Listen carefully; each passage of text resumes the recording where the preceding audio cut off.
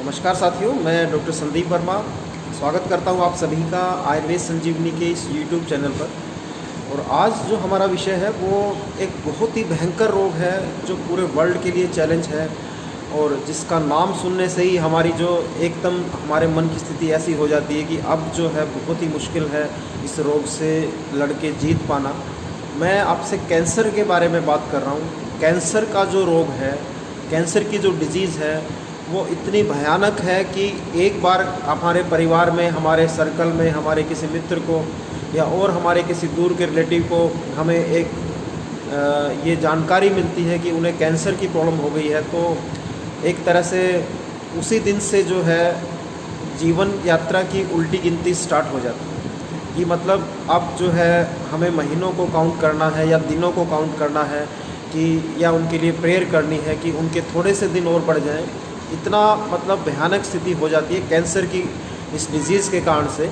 और इसमें जिसको भी ये प्रॉब्लम आ रही है पेशेंट को, उनका उसी दिन से ही उनके जीवन की सारी प्लानिंग्स, उनके सारे ड्रीम्स और उनके जो भी उनके फ्यूचर में उनको कुछ बड़े प्रोजेक्ट्स थे वो सब वहीं के वहीं रुक जाते हैं और वो भटकते हैं एक डॉक्टर से दूसरे डॉक्टर पे, बड़े बड़े हॉस्पिटल्स में दिखाते हैं, विदेशों में डॉक्टर से अप्रोच करते हैं, लेकिन काफ़ी प्रयासों के बाद भी जो है बहुत ही कम ऐसा होता है कि उन्हें सफलता मिले और जो है वो इस बीमारी से लड़ के जीत पाएँ। ऐसा बहुत कम देखने में आता है। आज के टाइम में भी कैंसर जो है इतनी मेडिकल साइंस की तरक्की होने के बाद भी बहुत बड़ा एक चैलेंज है, बहुत बड़ा एक तरह से मतलब एक ना इसका कोई सॉल्यूशन मिल पा रहा है और ना ही इसको रोका जा रहा है।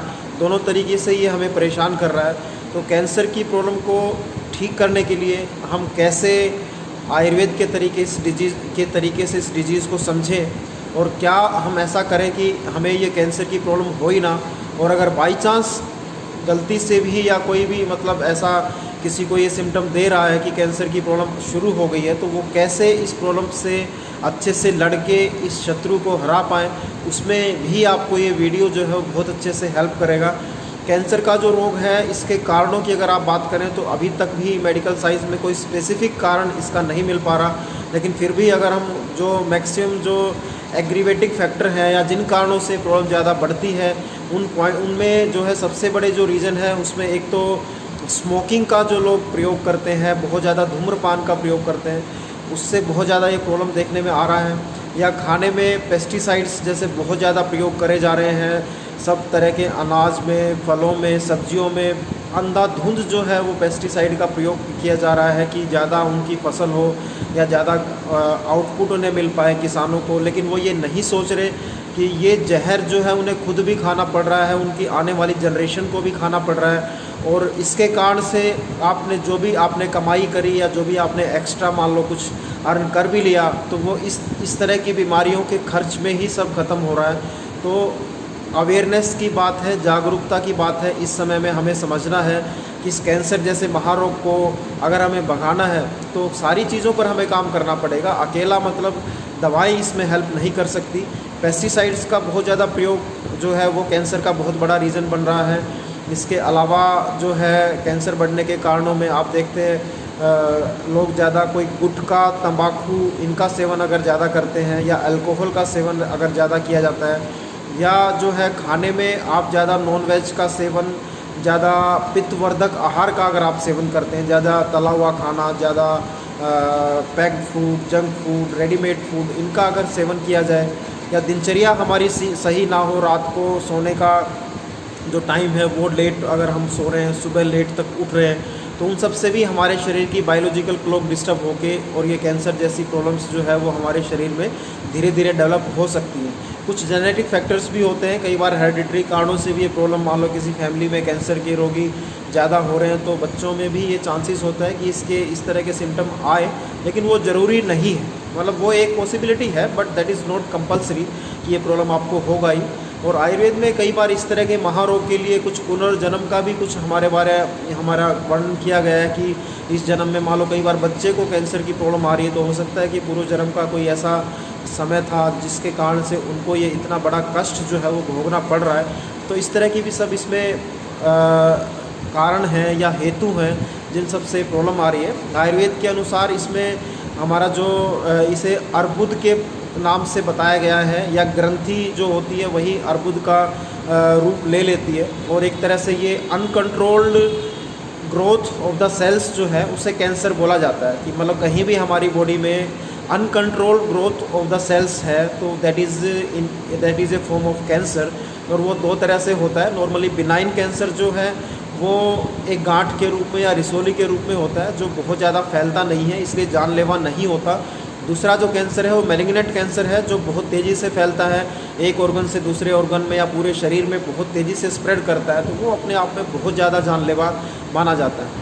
तो कैंसर की प्रॉब्लम के ये मैंने आपको कारण बताया, और उसमें आयुर्वेद के तरीके से इसकी पैथोलॉजी को समझें तो आप देखिए कैंसर जो है मेनली उन्हीं ऑर्गन्स में हमारे हो रहा है जहाँ ज़्यादा जो है ब्लड का सर्कुलेशन ज़्यादा हो रहा है हमारी बॉडी में। जैसे लंग्स कैंसर देखने में आता है, लीवर कैंसर देखने में आता है, या ब्रेन कैंसर हो रहा है, बोन में कैंसर हो जाता है, महिलाओं में यूट्रस में कैंसर हो जाता है, या प्रोस्टेट ग्लैंड का कैंसर हो जाता है। तो इस तरह के कैंसर जो है वो ज़्यादा देखने में आते हैं। और इसमें ऐसा रहता है कि हमारी जो सेल्स है वो एक जाइंट का रूप ले लेती है। मतलब गलत खान पान से, पेस्टिसाइड्स के प्रयोग से, मिथ्या आहार विहार से, ज़्यादा स्मोकिंग, अल्कोहल, रात को जागना, इस तरह की जो एक्टिविटी हम कर रहे हैं उन सब के कारण से हमारे शरीर में कैंसर नाम से राक्षस जो है वो जमा हो जाते हैं। मैं एक वर्ड आपको कोरिलेट करने के लिए समझा रहा हूँ ताकि अच्छे से आप इस डिजीज़ के कारण को समझें कि क्यों हो रहा है।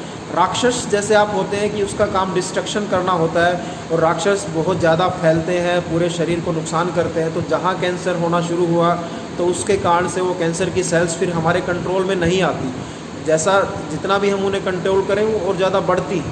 तो उस स्थिति में वो राक्षस जो हमारे शरीर में इकट्ठा हुए कैंसर सेल्स के रूप में, वो फिर बहुत और हमारे शरीर के सेल्स को खाना शुरू कर देते हैं। जो भी हम भोजन कर रहे हैं सारा वो राक्षस ही खा जाते हैं। इसलिए जिनको कैंसर की प्रॉब्लम है उनका बहुत तेज़ी से वेट लॉस होता है, एकदम से वेट लॉस कम होना शुरू हो जाता है, क्योंकि कैंसर की सेल्स जो है हमारे शरीर के हेल्दी सेल्स को खाना शुरू कर देती है। हमारे जो भी हमारा फूड हम ले रहे थे वो सारी कैंसर सेल्स जो है उसको खा जाते हैं।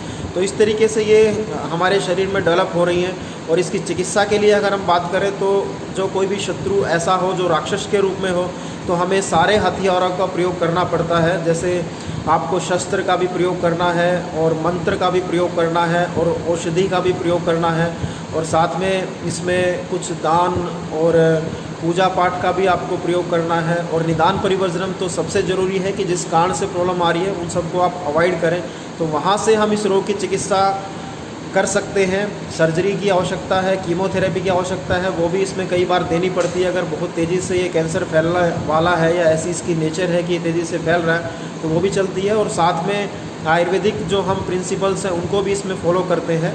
सत्वावजय चिकित्सा या दैव व्यापश्रय चिकित्सा और युक्ति व्यापश्रय चिकित्सा, जो 3 तरह की चिकित्सा है वो इसमें चलती है।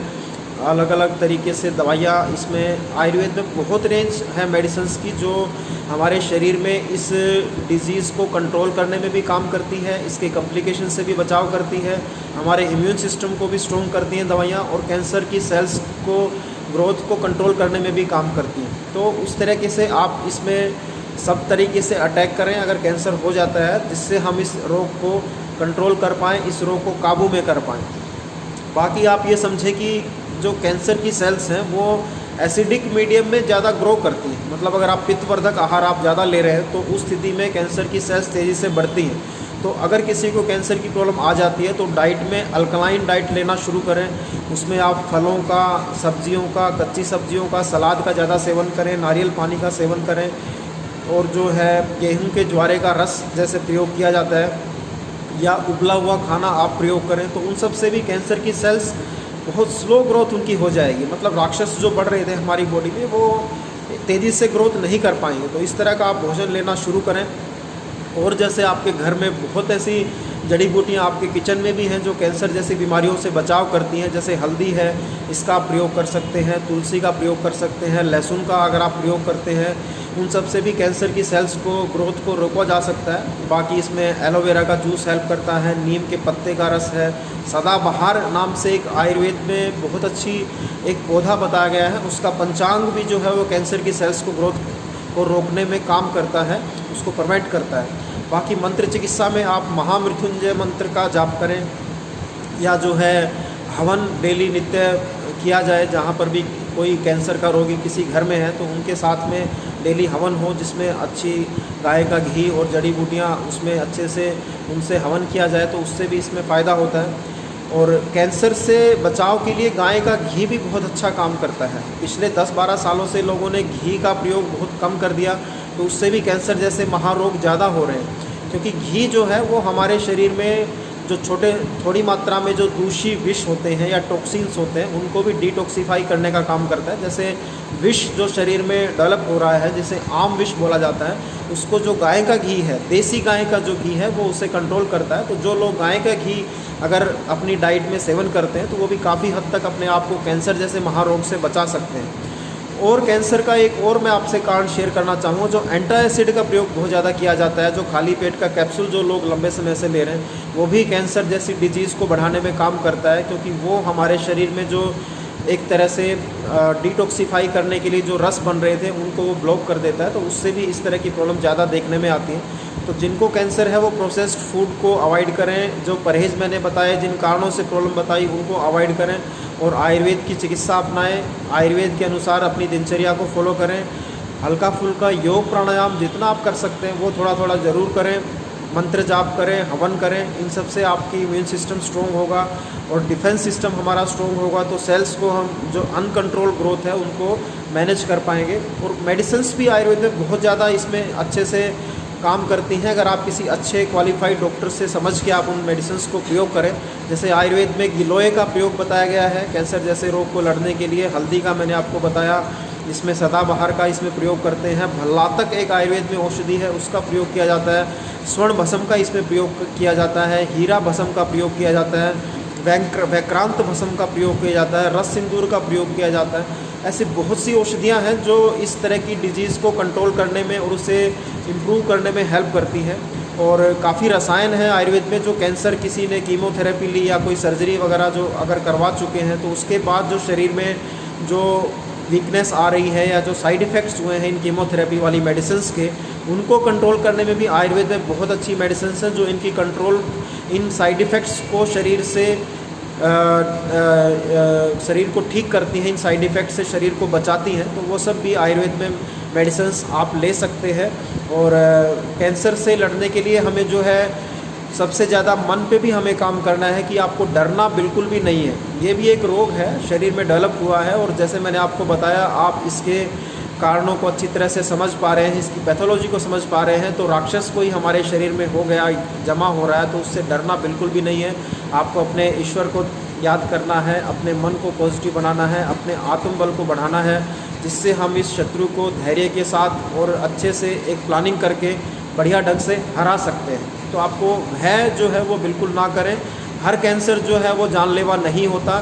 काफ़ी कैंसर्स आजकल जो है साइंस ने तरक्की काफ़ी कर ली है, जिन्हें हम ठीक कर सकते हैं आयुर्वेद के द्वारा, मॉडर्न मेडिकल साइंस के द्वारा, और जो भी मैंने उपाय बताए उन सब को पालन करके हम कैंसर जैसे शत्रु से लड़ के उसे हरा सकते हैं। ज़रूरी है आपको आत्मविश्वास को बढ़ाने की, और बहुत उदाहरण आपके सामने ऐसे मिलेंगे जिन लोगों ने इन चीज़ों पे काम करके अपने शरीर को दोबारा से स्वस्थ कर लिया और इस महारोग से अपने आप को बचा पाए।